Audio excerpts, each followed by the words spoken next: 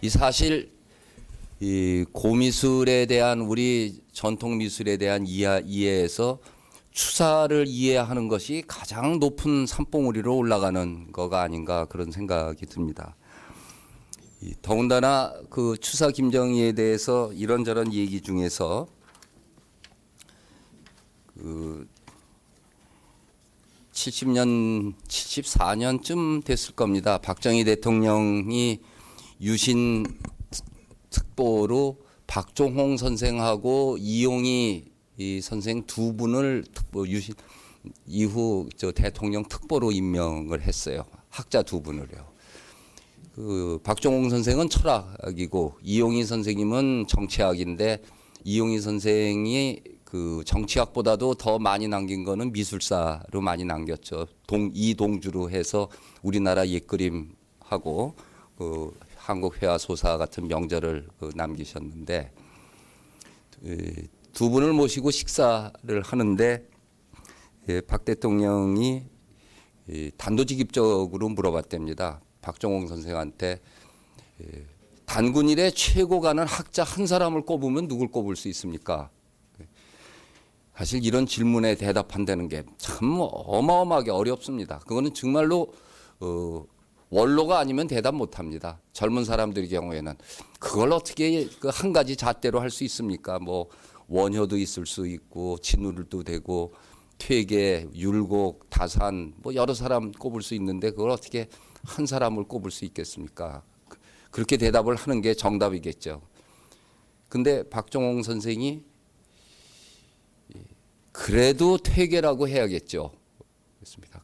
그래도라는 단어 세 개 속에는 모든 걸 다 들어간 거죠. 그리고 이용희 선생, 이동주 선생에게는 단군 일에 최고 가는 예술가를 꼽으면은 누구겠습니까? 그랬더니 이분은 아무래도 추사 김정희겠죠. 그랬어요. 그리고 바로 박 대통령이 안동에 있는 도산서원하고 예산에 있는 추사고택 복원을 지시합니다. 그게 지금 저 안동 도산서원 저 복원해 놓은 거하고 저 추사고택은 그 추사 집안이 그 몰락을 해가지고 남에게 넘어갔던 것을 국가에서 그 받아가지고 저 56칸짜리 집으로 복원해 놓은 거가 예산에 있는 그 추사고택을 가서 보는 겁니다. 그러니까 우리 단군 이래의 역사 속에서 서예 예술로서 얘기를 한다 하더라도 추사 김정희입니다. 근데 저는 이런 식으로 한번 여러분들에게 여쭤보고 싶어요. 단군 이래 우리나라 사람으로 세계 무대에서 1등을 해본 사람이 누가 있는가? 요즘에는 뭐 종목이 많아가지고 쇼트랙도 있고 골프도 있고 뭐 스포츠 바둑 이런 거는 게임이니까 금방 편하지만 그거 말고 그러니까 국내에서 최고 말고 또 우리나라 사람으로서 외국에서도 알아줬다 말고 그쪽에서도 최고라고 꼽았던 경험이 있는 사람이 있는가? 제 기억으로는 추사 김정희 한 사람 있습니다. 참 그 추사 김정희의 경우에는 더군다나 요즘처럼 글로벌 시대에 있어서는 그 정말로 각광을 더 받아야 되는 그러한 분인데 이분이 여러 가지로 여러 가지 당대 살아생전에도 그냥 여러 구설수를 받아서 사형 선고까지 받고 귀양살이를 두 차례에 걸쳐서 12년 동안이나 하고 했던 그 풍파를 겪습니다마는 사후의 평가에 있어서도 우리의 민족적인 것보다 중국적인 것을 흠모를 했다라고 하는 흠으로 해가지고선 평가가 낮아졌던 거가 있는데 그것은 중국적인 걸 흠모한 것이 아니라 국제적인 것을 지향했던 겁니다. 그래서 사람들이 같은 실학 이후의 사람에서 연암 박지원 같은 사람은 중국 걸 받아들였다고 하더라도 중국을 숭상했다고 안 그러는데 왜 추사 김정희에 대해서 그렇게 얘기를 하게 됐던가 하는 것은 그분이 명성을 얻고 활동하는 무대가 중국을 통해 가지고 했던 것이 워낙에 강했고 그리고 그분이 평소에 얘기하거나 하는 것이 이 남들보다 여러 발자국 앞서 있었기 때문에 남이 따라오지 못했던 그런 부분들이 있습니다. 근데 이 추사 김정희는 알려지긴 지금 서예가로 알려져 있습니다만은 이 추사 선생이 돌아가시고 나서 10년쯤 지났을 적에 첫 번째 나온 책이라는 게 아니고 이 편지집이었습니다. 그동안에 보냈던 편지들 묶은 그 완당 척독이 먼저 나왔어요. 그 다음에 나온 것이 이 시집입니다. 그 시집에 써 있는 서문을 보면은 추사는 글씨를 잘 써서 그의 시가 당대 최고였다는 것이 가려졌다라고 얘기를 합니다. 시인으로서도 그런 위치에 있었습니다. 이 고증학이나 금석학으로는 뭐 누구도 따라갈 수 없는 그런 분이었고요. 더군다나 불교에 관한 선학에 관한 것은 해동의 유마거사라고 얘기할 정도로 당대 누구도 따라오지 못했고 초이선사나 백파선사들하고 논쟁이 붙어도 터럭만큼도 진 일이 없는 그런 분이었어요. 그리고 그 자기 자신의 삶과 예술 속에 이 선종이 가질 수 있었던 요소들이 아주 많이 들어오게 되죠. 또 집안의 출신으로 봐서 정계로 나가서 그 성균관 대사성도 하고 규장각의 학사도 하고 그리고 병조 참판까지 지냈고 어느 면으로 봐도 추사의 그 총체적 인간상을 잡지 않으면은 이분이 보이지가 않습니다. 근데 남은 것이 이제 글씨로 남아 있기 때문에 우리가 서예가로 또 추사체라고 하는 그 개성적인 글씨를 가지고 우리들에게 이렇게 어필을 하고 있습니다만은 그 총체적인 인간상으로서 이야기를 했을 적에 이분의 크기가 더 드러나게 됩니다. 근데 이분에 대해서 그 이야기하려면은 정말로 힘든 거가 지난번 강의도 내 2시간에 못 끝냈을 거예요. 아무리 짧게 설명을 한다 하더라도 2시간 안에 71살까지 가지를 못해요. 그 모든 과정을 얘기하려고 그러면은 아마 내일까지 얘기해도 내가 못 나갈 것 같다는 그런 생각이 드는데 본래 이제 실력 있는 사람이 짧고 쉽게 얘기를 하는데 제 경우에는 아직 이분을 1시간에 얘기할 실력은 없습니다. 이분이 집안이 이 경주 김씨에서 집안 중에서 고조 할아버지가 영의정이었어요. 김흥경이라고 하는 분이. 그리고 증조 할아버지가 영조대왕의 둘째 딸인 화순옹주의 사위로 들어가게 됩니다. 왕가의 사돈집입니다. 그리고 사색 당쟁으로 얘기하면은 노론 집안 중에서도 아주 골수 노론 집안입니다. 생기신 얼굴이나 이런 거 보면은 귀공자 티가 아주 넘치고 그리고 굉장히 잠옷 인자하게 생긴 너그러운 면이 있는데 근데 지성을 바라거나 이런 거에서는 전혀 그렇지가 않았던 모양입니다. 이 추사체의 글씨에 대해서 먼저 얘기를 하면은 이게 간송미술관에 있는 선계비불 이장비유라고 하는 이 글씨가 추사의 행서에서 가장 대표적이라고 얘기하는 건데 창순 선생님이 그런 얘기를 하셨어요. 추사체하고 얘기를 하는데 추사체란 대개 여러분들이 쓰시는 글씨체가 추사체라고 생각하시면 됩니다. 그렇게 얘기한 적이 있어요. 그냥 엉망진창으로 쓰면 추사체라는 얘기입니다. 근데 우리가 쓰면은 글씨가 엉망진창인데 추사가 쓰면 멋있거든요. 그 차이가 어디 있느냐 하는 그 문제예요. 이 자를 쓰는데 우리가 이렇게 써봐요. 여기가 이렇게 두껍게 쓰고 이렇게 얇게 썼는데 이게 글씨라고 그럴 수가 있습니까? 리듬이 안 맞고 균형이 안 맞았다고 그래야죠. 근데 추사가 쓰면 저게 멋있거든요. 개성인데 그 개성이 나오는 비결을 이 동시대 후배 되는 유채진이라는 사람이 한 말인데요. 추사의 글씨에 대해서 잘 알지 못하는 자들은 괴기한 글씨를 할 것이요. 괴기하게 생겼죠. 괴기하게 생겼고 알긴 알아도 대충 아는 자들은 황홀해서 그 실마리를 종잡을 수 없다. 야, 진짜 멋있다. 개성적이다. 이런 소리만 하지 뭐가 좋은지는 말을 할 수가 없다는 겁니다. 원래 글씨의 묘미를 참으로 깨달은 서예가란 그 다음 말이 중요합니다. 법도를 떠나지 않으면서 또한 법도에 구속받지 않는 법이다. 이건 이 글씨에만 해당하는 거가 아니라 모든 예술과 인생에 다 해당하는 것일 텐데, 법도를 떠나지 않으면서 또한 법도에 구속받지 않는다. 이게 그 추사체가 가질 수 있는 최고의 그 묘미라고 하는 것은 아마 저 문장 속에 나올 겁니다. 글자의 획이 혹은 살지고 혹은 가늘며 혹은 메마르고 혹은 기름지면서 험악하고 괴이해서 아까 본 것처럼 그렇습니다.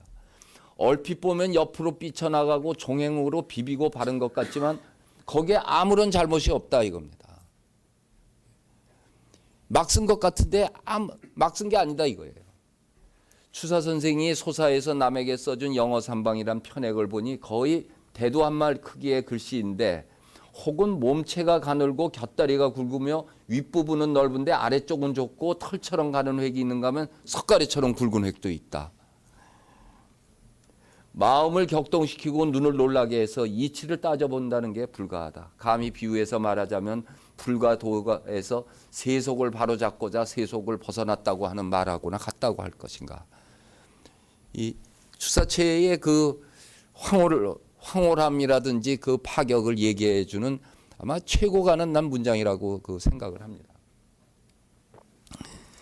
이 맨 뒤에 있는 그 7페이지에 있는 연보를 보시면은 이 1786년 그 6월 6일 날 이 추사 선생이 예산에 있는 그 예산 추사고택에서 태어나게 됩니다.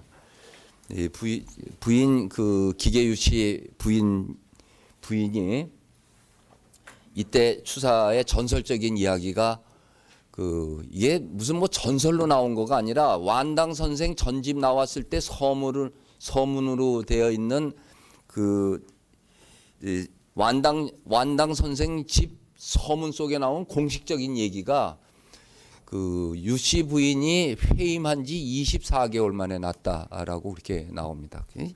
날짜를 잘못이었지 내가 그럴 리가 있는가 뭐 속으로 그렇게 생각합니다만은, 아무튼 그 추사 선생이 워낙 그 큰 인물이 되다 보니까 그러한 이야기들이 나오는데, 실제 그 다른 책을 보니까 그 부인 유 씨가 좀 회임 기간이 길었는지 동생 명이 났는 데는 또 18개월 걸렸대요. 그래서 막 그 부인의 병이 있었구나, 내 그렇게 속으로 그 생각을 합니다. 근데 추사고택 가보셨으면 알겠습니다만은 그 옆에 정려문이 하나 있는데, 이 정려문이 증조 할머니 되시는 화순옹주가 정절을 해가지고 그 조선 왕조 300년 400년 동안에 유일하게 낳은 연려라고 해가지고 정조대왕이 세워준 그 정려문입니다. 추사의 증조 할아버지가 김한신이 참 똑똑한 분이었는데, 조선시대 제도에서 이 종친불사라고 해갖고 종친부에서 왕하고 인척을 따져갖고 사촌 이내 되는 사람은 절대로 실직 벼슬을 안 줍니다. 그래서 그러니까 조선 왕조 역대에 나온 데는 친인척 비리라는 게 없어요. 벼슬 자체를 주는 일이 없으니까. 그 대신에 왕가의 집안손으로서 품위를 유지하게 하기 위해 갖고 먹고 생활하는 거는 어렵지 않게 해줘서 이 증조 할아버지가 영조대왕의 사위가 되면서 예산 일대에 있는 땅에 그 사폐지를 주게 됩니다. 지금 추사 고조 할아버지 묘소에서부터 그 뒤에 있는 산자락이 그 경주 김 씨한테 넘어간 거가 그때 이제 받은 거예요. 그리고 그 충청도에 53개 그 현에서 각 현이 한 칸씩을 질 수 있는 돈을 내 가지고서 쉬운 3칸짜리 집을 그 짓게 된 것이 그 추사고택입니다. 화순웅 근데 그 김한신이가 그 월성인데 경주 김씨니까 월성이고 월성인데 월성이가 35살 됐을 적에 세상을 떠나게 됩니다. 그때 그 부인이 남편 따라서 죽는다고 단식을 보름간 해가지고 결국은 그 남편을 따라서 세상을 떠납니다. 그때 영조대왕이 막 속상해가지고서는 네 충정을 알겠다마는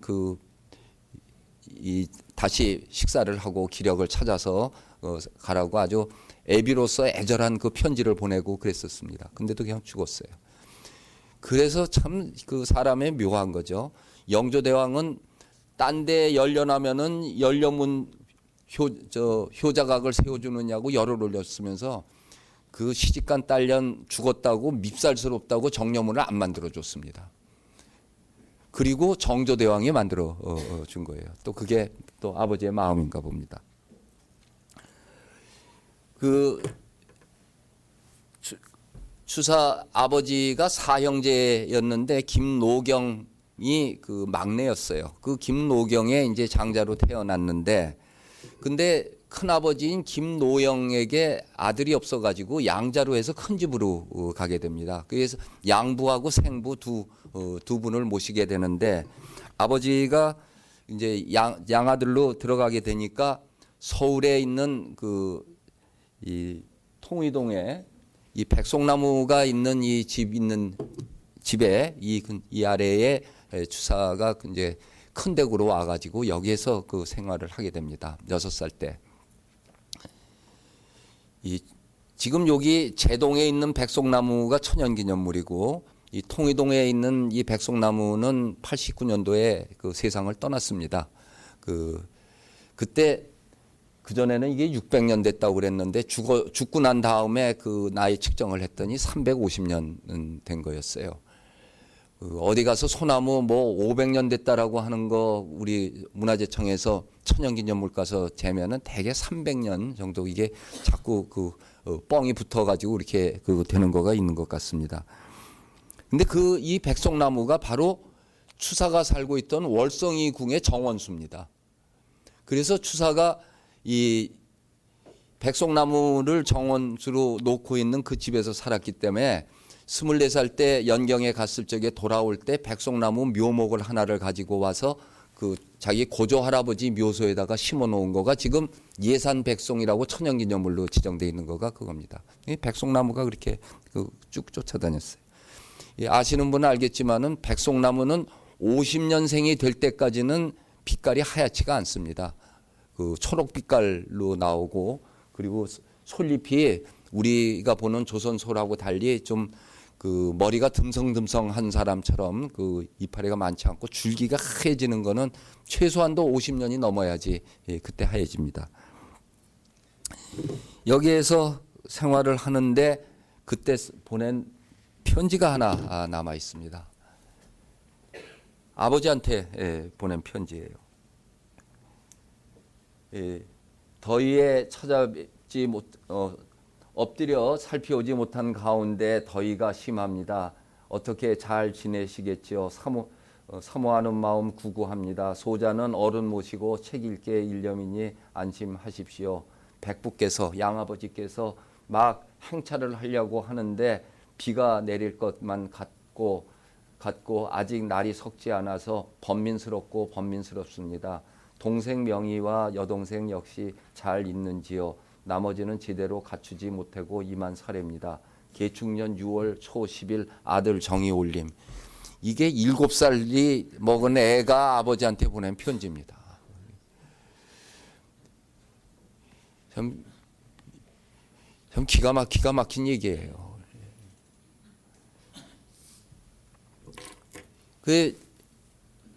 그때 추사가 입춘대길이라는 글씨를 써가지고서는 딱 붙여놨는데 이게 대동기문에 나오는 얘기인데요.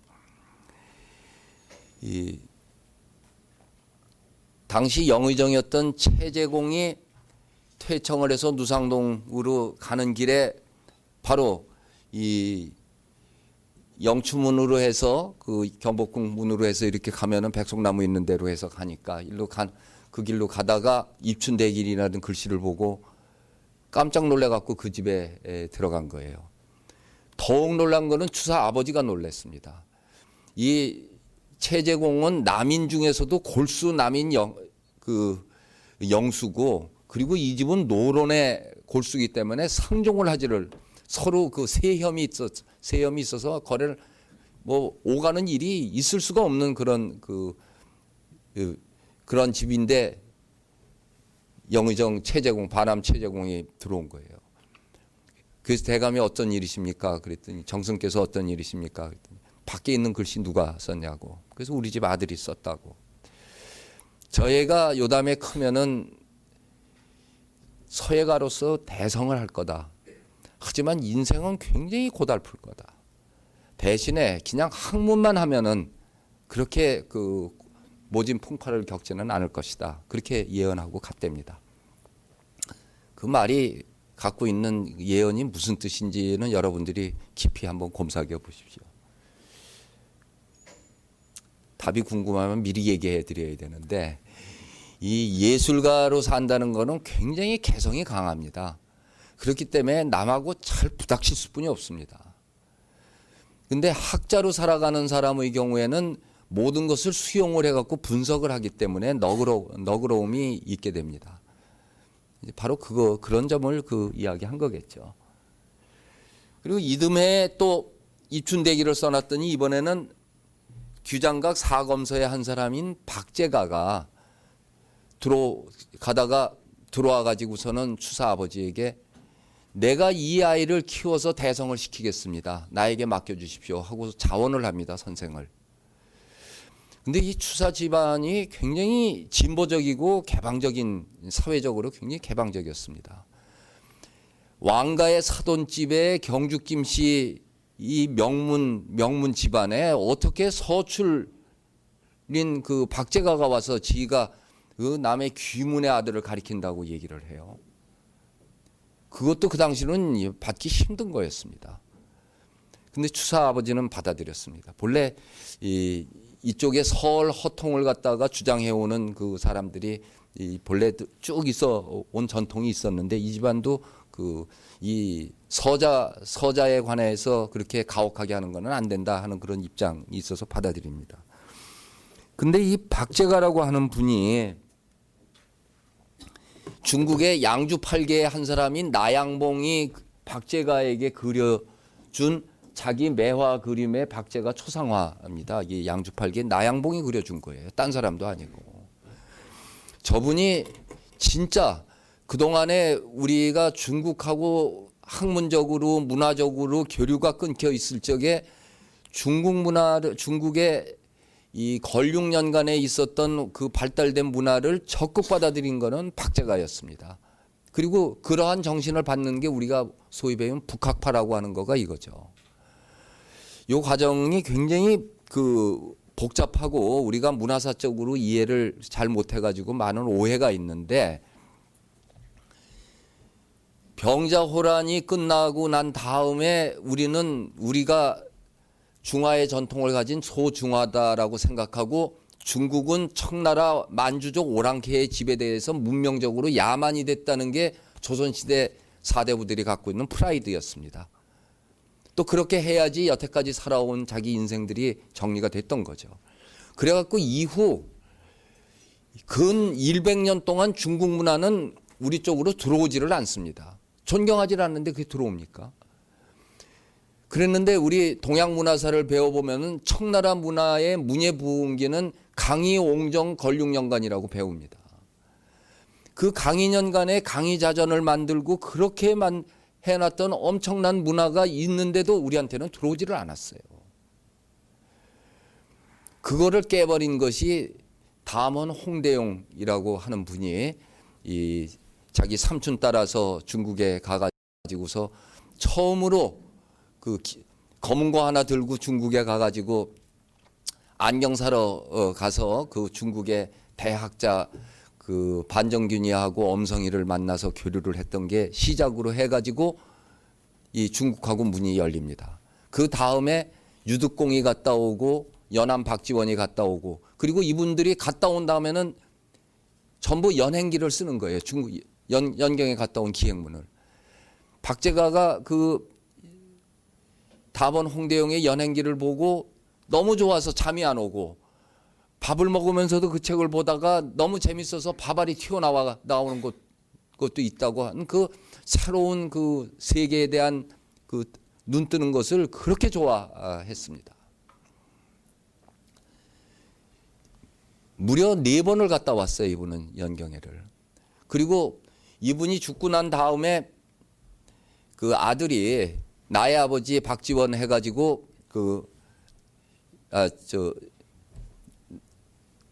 아들이 나의 아버지 박지원은 연암 쪽이고 이 호저집이라고 하는 박제가가 여태까지 썼던 중국에 있는 문인들하고 주고받은 시들만 모은 책을 냈어요. 딴 사람 아니에요. 중국에 있는 학예인들하고 주고받은 시만 모은 건데 거기 나오는 중국의 지성인이 179명이에요. 추사도 편지로 해서 뭐 이렇게 왔다 갔다 한 사람이 100명이 넘습니다. 지금 우리나라의 외국통이라고 하는 사람들 있잖아요. 그 사람들 파리를 뭐 본거지로 하고 뉴욕을 본거지로 보스턴의 하버드를 본거지로 해서 활동한 사람 그 동네 지식인 100명 같이 교류한 사람이 있으면 나와보라고 그러십시오. 더군다나 이 사람들이 만난 게 연경이 최고 학자들이에요. 최고 예술가들이고. 그래 그분들의 그러한 새로운 경향에 대해 가지고서는 뭐 이제는 우리도 그거를 현실로 받아들여야 한다고 하는 그런 입장을 가진 것이 이 조선시대 때 일어나고 있었던 그 성리학 이외의 실학이라고 하는 줄기에 그 한 줄기가 북학파로에서 내려오는 거가 박제가로 해서 그렇게 내려갑니다. 그 중에 이제 실학 중에서 우리 그동안 문화사나 역사에서 가리킬 적에 좀 이상하게 가리켜 갖고 우리 한반도에서 일어난 것만 갖고 역사를 배워놓으면 역사가 이해가 안 됩니다. 중국하고 교류하고 일본하고 교류했던 그 당시가 세계인데 세계사 속에서 우리를 이해를 해야지 그들이 이야기하는 수준이 어느 것인가를 얘기하는 거죠. 이 중국의 16세기 됐을 적에 그 청나라 때 최고 가는 학자는 고현무입니다. 고현무인데 이 고현무가 쓴 일성록음 날마다 자기를 반성하는 책이라고 하는 거가 또 이 북학파들에게 많이 얘기인데 그분이 내거는 캐치프레이즈가 실사굿입니다. 사람들이 실사굿이라고 그러면은 다산정영육이나 이 사람들이 내건 캐치프레이즈로 생각하는데 그게 아니고 실사굿이라고 하는 단어를 갖다가 자기 아예 그냥 선거용 프랑카드 쓰듯이 실사굿이 내건 거는 고현무였습니다. 그게 중국의 고증하게 한 그 전통이었고 그리고 이 반계 유형원이나 성호이익 다산정약용으로 내려가는 거는 국내에서 이루어지고 있었던 하나의 실학의 한 파였습니다. 그 두 줄기가 결국은 추사 때에 와가지고서는 만나게 됩니다. 이 과정을 소상하게 연구한 분이 일본의 후지츠카 린 치카시라고 하는 그 분입니다. 이분이 그 후지츠카라고 하는 분이 그 본래 경학의 대가예요. 일본 학자인데 이분이 그 북경에 가가지고서 특히 청나라 때 학문을 연구했는데 북경에 가갖고 청나라 때 학자들을 연구하는데 청나라 때 학자 책만 읽으면은 닦을 숫자 극이자 수기라고 하는 말이 나오는 거예요. 처음에는 수기가 뭐 그것을 닦았다라고 설명을 했는데 그게 아니고 사람 이름인 것 같은데 이게 누군지 중국에는 없는 거예요. 그게 박제가의 그 자였습니다. 그랬다가 이분이 1923년에 경성제국대학이 만들어지면서 경성제국대학 동양철학과 교수로 서울에 와가지고 인사동에서 또 흔책들 사고 고서를 사다가 박제가 책을 보고 깜짝 놀래가지고 이게 청나라 때 학문이 어떻게 동시대에 그렇게 중국의 지성과 교류를 했는가 이거를 연구를 한 거예요. 그래서 그분이 쓴 거가 그동안에 한 10편의 글들을 쭉 써가지고 결국 동경대학교 철학 박사 논문으로 이분이 낸 거가 청조문화의 동점과 추사 김정희, 김완당이라고 하는 책이 그분의 박사학위 논문이었습니다. 그리고 이분이 인사동 한남서림 이런 데에서 추사값은 후지츠카가 다 올려놨다는 거죠. 추사에 관해서 나오는 거는 무조건 샀대요. 그 부인은 삭바느질을 했다는데 교수 월급에 삭바느질해서 번 돈으로 산 게 전부 책하고 추사 관찰, 추사와 주변에 있는 뭐 박제가의 이것도 후지츠카가 갖고 있었어요. 유명한 세안도도 후지츠카가 갖고 있었고. 그렇게 해갖고 이분이 책을 써서 결국은 돌아가시면서 남긴 거는 그 박사학위 논문 책으로 낸 것뿐이 없었습니다. 그러니까 일본의 학자가 그 책 서문에 썼는데 후지츠카 선생은 본래 중국 고전 특히 청나라 때 고전의 대학자였는데 추사 연구를 많이 해서 추사 연구자라고만 알고 있다고 그러는데 근데 후지츠카의 그 책에 보면은 써 있는 내용이 그 활동을 탁 써놓고 얘기가 청조학 연구의 제1인자는 추사 김정희이다. 이 박제가나 유득공이나 연암 박지원, 강세황 이런 사람들이 활동을 해왔던 자하신이 이런 사람 활동했던 걸 다 연구하고 중국의 학자들 연구하고 그리고 이번에 조선의 불세출에 영특한 인재 추사 김정희가 나와서 그동안 선배들이 교류했던 거를 모두 다 끌어안아 가지고 학문적으로 예술적으로 완성하니 청조학의 제1인자는 추사 김정희라고 해야겠다. 이게 그분이 한 얘기입니다. 이 그분이 갖고 그리고서는 그 대동아 전쟁이 일어났을 적에 일본으로 갔다가 그때 그 학교가 폭격을 맞아 갖고 자료들이 다 불타버립니다. 또 불타버렸어요. 내가 완당평전을 쓰면서 꼭 그 아드님도 교수인데 그 아키나오라고 하는 그 분인데 그분을 꼭 만나고 싶었어요.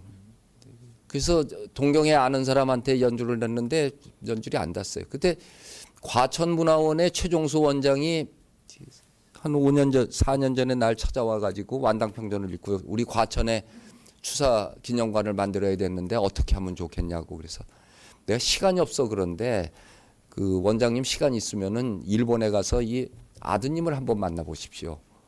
혹시 그 가진 자료가 있든지 무슨 도움이 될 겁니다. 근데 가서 진짜 만났어요. 만나서 이런저런 얘기를 했더니 나도 전화 통화는 한번 했죠. 책도 드리고. 그렇지 않아도 내가 아버님이 갖고 있던 거 학교에 있는 거 불타고 집에 있는 것들이 있는데 이거를 어떻게 해야 좋을지 모르겠는데 과천문화원에 다 가져가. 가서 추사기념관에 넣어달라고. 그래갖고 처음에는 추사관계만 줬다가 나중에는 전부 2,400권 책을 전부 다 줘버렸어요. 그 글씨의 그 작품들하고. 그래서 너무 고마워서 제가 문광부에 얘기해가지고서는 훈장을 상신해서 훈장을 드리러 가려고 그랬는데 뭔 일이 있어서 못 가고 다음에 가지 그랬는데 그 훈장 받고 그리고선 그분 돌아가셨습니다. 그래서 나는 끝내 그 아드님도 만나보지 못했고 어쨌든 후지츠카가 연구했던 자료들은 전부 과천문화원에 와서 지금 이 주암리 그 과지초당 있는데 기념관 지으면은 그것들을 전부 전시할 그런 계획으로 갖고 있습니다. 이 후지츠카가 다행이죠. 일본 사람이 연구를 해줬기 때문에 청조학 연구의 제1인자는 추사 김정희다래도 공신력이 있지. 이게 내가 그렇게 얘기했으면은 또 거기 뻥이 들어갔다고 그렇게 얘기할 거 아니겠어요. 제가 참 그 역마살이 있어 여기 돌아다닌 중에 나의 문화유산 답사기에 전라도 강진 땅을 예찬을 했는데 다행히 내가 그때 영남대 교수였기 때문에 마음대로 칭찬한 거예요. 내 전남대 교수였으면 절대 그렇게 못 썼을 것 같아. 후지츠카의 그 공은 이루 말할 수 없습니다. 그 책이 추사 김정희 또 다른 얼굴이라고 원문은 번역 안 되고 일본 말만 번역된 게 있는데 과천문화원에서 그거를 전체를 번역할 그런 그 계획을 갖고 있습니다. 굉장히 재밌습니다. 굉장히 글도 멋있었는데 그런 박제가가 이 사람이 추사에게 중국 얘기 다 해주고 그리고 정통적인 성리학 공부는 그대로 또 과거 시험 공부하려니까 더 우리 동몽선습에서부터 또 공부해오고 그렇게 공부를 하는 겁니다. 공부하는데 12살 됐을 적에 양어머니가 돌아가시고 양아버지가 돌아가시고 양할머니, 양할아버지 다 돌아가셨어요. 초상 치르면 3년상을 치르는데 줄초상이 납니다. 16살까지. 근데 이게 뭘 또 의미하냐면은 그 거대한 경주 김씨 월성이 가문의 봉사손이 돼요. 13살이 되면. 요즘에도 불천이제 지내면은 보통 요즘은 뭐 전부 그 고향을 떠나서 뭐 50명 정도 오다가 요새 안동에서는 그래서 불천이 제사 지낼 적이면은 그 제사가 있는 앞 토요일 날 밤에 지낸대요. 제사 날짜를 옮겨가지고 그래서 요새는 다시 150명 됐다고 그럽니다. 보통 한 300명 모이고 그랬던 그런 건데 그 당시에도 그랬을 거예요. 그 거대한 가문에 무릎 꿇고 앉아서 주손으로서 하니까 애늙은이 같을 수뿐이 없는 그런 거가 있었죠. 그리고 16살에 그 한산희 씨하고 결혼을 해서 금슬이 참 좋았는데 3년 만에 사별을 또 하게 됩니다. 또 어머니가 그 자애로웠던 어머니도 16살 때 그 세상을 떠나죠. 그래서 추사는 다시 생아버지 밑에 가서 아버님을 모시고 생부 아버님이라면 양아버지가 원칙이지만 돌아가시고 난 다음부터는 생부가 이제 진짜 아버지로 모시고서 살아가야 돼. 나이 차이가 한 20살 차이 났을 겁니다. 그리고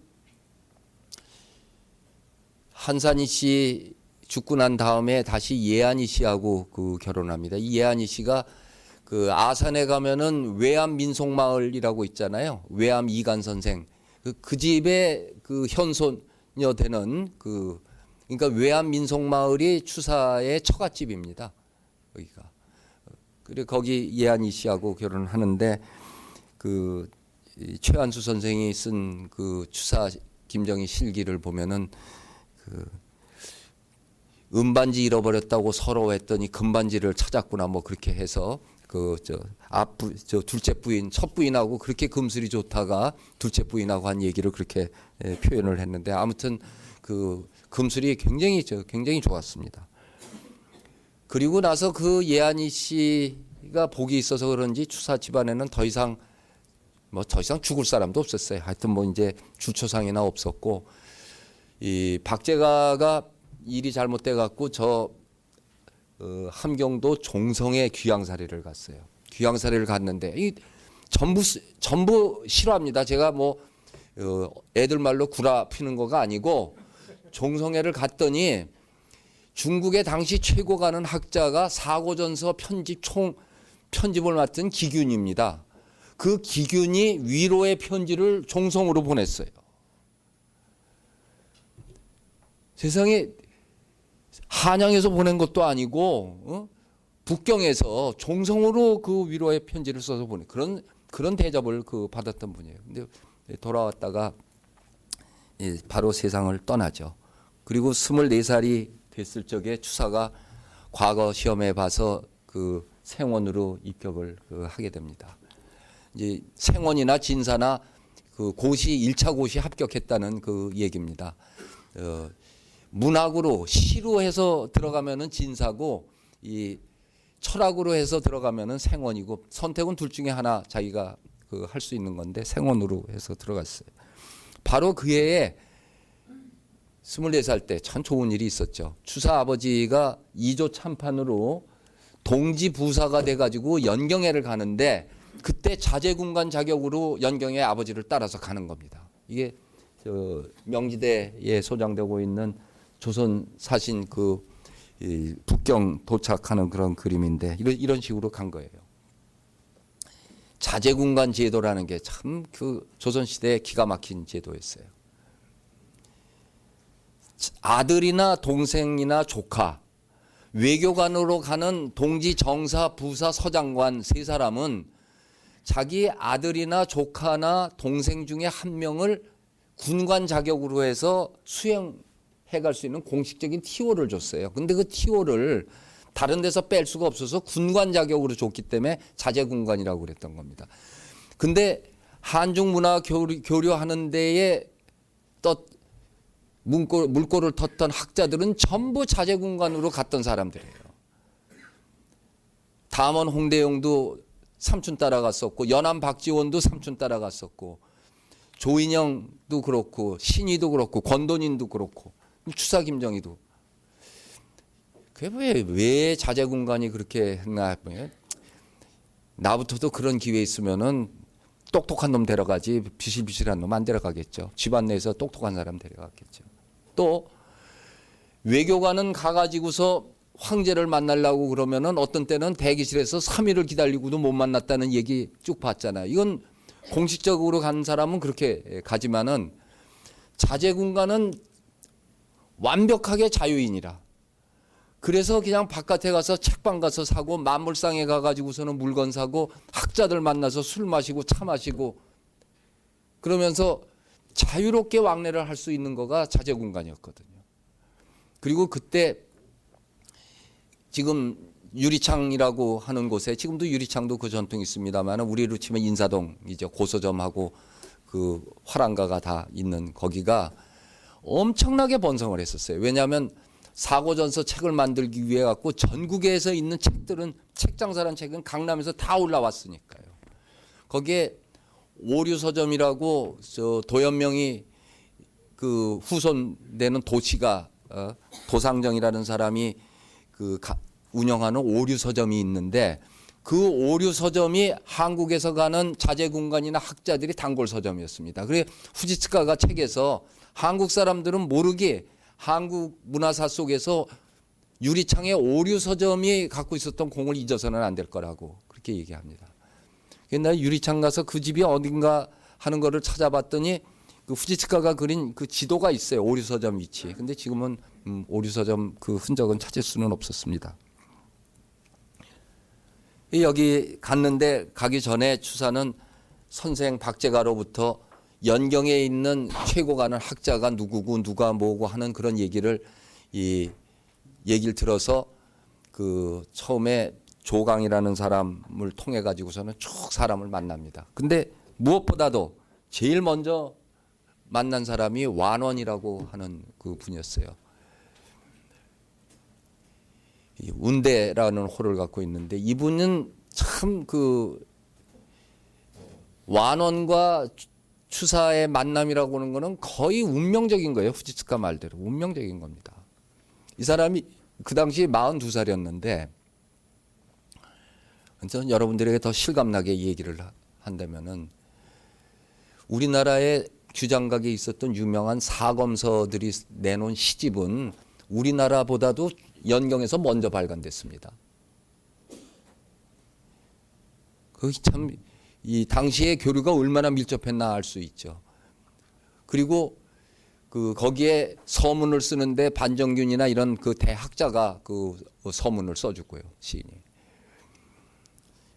그 이분이 그 유득공하고도 친했고 추사가 완원을 보면서 딱 만나면서 내가 선생님 방에서 봤던 그 얼굴하고 똑같아가지고서는 만나자마자 바로 알아볼 수 있었다고 이 얘기를 했으니까 얼마나 그 얘기를 많이 들었겠어요. 이분 당시 그 광동성에 근무하던 사람이 잠깐 북경에 볼 일이 있어서 왔어요. 근데 그때 만난 거예요. 그 북경에 있는 50일 있는 동안에 50일도 안 되지 왕복 빼고 나면 30일 동안 있는 동안에 그때 딱 만난 겁니다. 만났더니 그때 이분이 황천경애라고 하는 그 책을 만들고 있었는데 이 산악계몽이라고 하는 책을 이 원나라 때 나온 거가 있는데 이 책을 그 찾지를 못해가지고 일을 못하고 있다는 그런 얘기를 했어요. 그랬더니 추사 김정희가 그 책은 우리 조선에서도 복간돼 가지고 나도 갖고 있다고. 그래가지고서는 서울에 돌아온 다음에 그걸 완원이한테 붙여줬습니다. 그리고 이분이 사서삼경이 아니라 13경에다가 그 주소를 다는데 주는 후트노트고 소는 후트노트의 후트노트예요. 그거를 이제 주석을 달고 있는 그 작업책 내서 교정본 그 120권 되는 책을 추사 김정희에게 그 자리에서 선물을 합니다. 그래서 추사가 가져온 13경 완원의 13경 주소라는 책은 출판되기 전 그 오자도 있고 교정보지 않은 그 책을 갖고 있는 거예요. 하도 기가 막히게 똑똑하고 이 24살 청년이 너무 똑똑해 가지고서 완원이 이 사람이 차의 대가였는데 차를 잘했는데 이분이 이 손님 오는 급수에 따라서 이 차 대접이 달랐는데 그중에 최상품 승련차라고 하는 차를 연잎에 이렇게 딱 받쳐가지고 뭐 하는 거를 줘요. 그래서 추사가 나중에 승련노인이라고 하는 그 사인을 많이 하죠. 그때는 이 완원이하고 같이 그 차 마셨던 추억을 담아서 하는 거. 특히 차에 관해서 글을 쓰게 되면 꼭 승련노인이라고 그렇게 썼죠. 그리고 사제의 인연을 맺어서 완당이라고 하는 호를 내려줍니다. 이게 추사가 그 다음부터는 그 30대 넘어서게 되면은 추사라는 호는 거의 안 씁니다. 사람들도 완당이라고 불렀고 완당 노인이라고 하고 노완 늙은 완당이라고 그렇게 했지 노추라는 말은 쓴 적이 없었어요. 그리고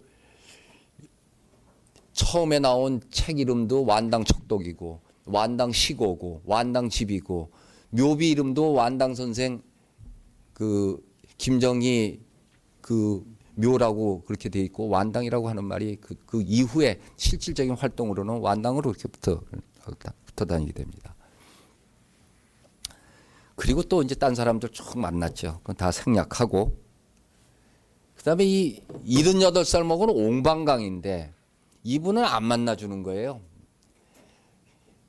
아니 78살 먹은 뉴욕의 대가가 24살 먹은 그 한국에 누가 와가지고 대학원 졸업한 애가 와가지고서 만나자고 그러는데 그 시간 뺏기고 그 뭐 때문에 그 만나서 좋을 일이 뭐가 있겠어요? 안 만나줘요. 그랬는데 주변에 있는 사람이 그지 말고 좀 만나주라고 참 정말 조선의 영특한 그 학자가 왔다고. 그래서 이 떠나기 이틀 3일 전이구나. 3일 전에 그것도 이 동지사라고 하는 거가 여러분 동지사 해서 뭐 동짓날 뭐가 관계되겠지 생각만 하고 있는데 동짓날이 1년의 시작이 동짓날입니다. 1년의 끝이 동짓날이 아니고 끝이 시작이니까 동짓날이 시작에 달력받으러 가는 겁니다.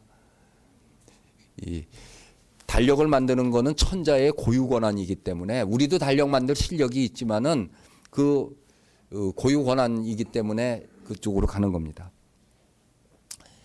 그러니까 그 동짓달에 그 아침 7시에 조밥 먹기 전에 빨리 만나서 보내려고 만났더니 아 이게 한마디 하는 대로 받아 넘기는데 이게 기가 막히거든요. 뭐라고 그랬는지 우리 모르죠. 뭐 지금 저 필담했던 거 남은 것도 있는데. 그래갖고 깜짝 놀라서 경술지학 해동제일이라는 글을 써가지고 그 자리에서 줍니다. 추사에게. 그리고 옹방강의 아들이 6명 있었는데 다 죽고 넷째 아들하고 그 막내 아들하고 둘 옹수배하고 옹수곤하고 있었는데 막내 아들 옹수곤이 추사하고 동갑이었어요. 그 아들을 불러가지고서는 내 방에 내 서고에 있는 성묵서루에 있는 거를 다 보여주라고 그럽니다. 그래서 추사가 뭐 성묵서루에서 무엇을 봤던 거 이 얘기가 나오는 거가 그걸 얘기한 겁니다. 옹방강은 이 중국 사람들은 그 사자운 뭐 무슨 말을 하더라도 꼭 네자를 지어 가지고서 그 네자를 가지고서는 말을 뭐 동북공정 이렇게 하듯이 네자로 해서 말을 그 잘 만듭니다. 근데 중국 사람들이 만든 그 네자로 만든 말 중에서 우리도 그대로 갖다 쓰고 싶은 그 단어가 인인유책이라고 하는 게 있어요. 사람 인자 두 개에다가 있을 유자에다가 책임할 때 책적입니다. 인인유책, 사람마다 책임 있다. 그래갖고 어디도 다 붙어 있어. 문물보호 인인유책, 환경보전 인인유책, 청결유지 인인유책, 전부 다 인인유책이에요. 그 길거리 가다 보면 인인유책이 있어요. 숭례문 화재 인인유책 이렇게 그것을 하면 딱. 이 사람 때는 옹유양왕 발음하기도 좋죠. 옹유양왕, 옹씨, 유씨, 왕씨, 옹유, 양씨, 왕씨 이 네 사람이 당시에 최고 가는 서예가예요. 옹방강, 유서감, 양동서, 왕문치 이 네 명이 걸륭, 동치, 한풍, 동치년간의 최고 가는 서예가는 옹유양왕입니다. 그런 분이었어요. 그리고 이분은 경학의 또 대가였어요. 자기 자칭 대가였지. 근데 주변에서는 막 이분을 또 헐뜯는 사람이 많아요. 이분이 또 남을 혹독하게 비판을 잘했으니까. 그래도 하여튼 그 당시 학예계의 원로였습니다. 근데 이 사람이 멸시된 중요한 이유 중에 하나가 이분이 콜렉션이 좋았어요. 뭐 소동파 글씨도 갖고 있었고 미부리 글씨도 있었고 옹방강 소장으로 갖고 있었던 조맹부 글씨 서첩이라고 하는 거 아주 유명한 겁니다. 그리고 전국에 있는 탁본들이 그렇게 많이 있었어요. 그러니까 금석학을 하니까 그냥 도낭에 있는 뭐 그 비도 탁본 해놓은 것도 있고 이 모든 것들이 그 또 이분이 소동파를 무지하게 좋아해가지고 그 소동파 생일날이 저 음력으로 섣달 19일이에요. 그날만 되면은 소동파에 관계되는 그 모든 것들을 다 갖다 내놓고서는 글씨에서부터 소동파 초상화, 소동파가 쓰던 별을 놓고 그리고 이분 제사 지낸 거예요. 그러니까 추사가 어떤 때 그 편지 쓴 거, 저 글 쓴 거 보면은 딱 써놓고서는 계유년 소동파 생일 다음 날 뭐 이렇게 해가지고 써놓은 거가 그 섣달 20날이라는 뜻이지. 그 추사 그 글씨에 글의 그 묘미에 그 보면은 뭐 연꽃 생일 그 다음 날 뭐 그런 식의 그 유래에 있는 거라 아주 그 운을 넣어가지고 얘기하는 중에 소동파 생일 그 다음 날이 참 많아요. 그러면 섣달 20날 소동파 생일 전날 뭐 이렇게 소동파 생일 넣었던 거가 소동파를 그렇게 좋아했으니까. 그 콜렉션을 전부 다 본 것이 추사로서는 확 눈이 뜨게 된 거였어요. 원서 하나 보기 힘들 때 그걸 다 본 겁니다. 그리고 옹수배, 옹수곤하고 아주 친구가 돼가지고 쫙 보고 추사가 옹방강이 너무 기분 좋아갖고 추사가 부탁한 대로 추사 아버지가 호가 유당이에요. 추사, 진사, 촉, 서, 가경, 경호년, 정월, 부평, 옹방강, 시년 78. 추사, 진사가 부탁을 해가지고 유당이라는 그 편액을 써준 거예요. 그 경호년 정월에 베이징에서 옹방강에 써서 탁 주는 겁니다.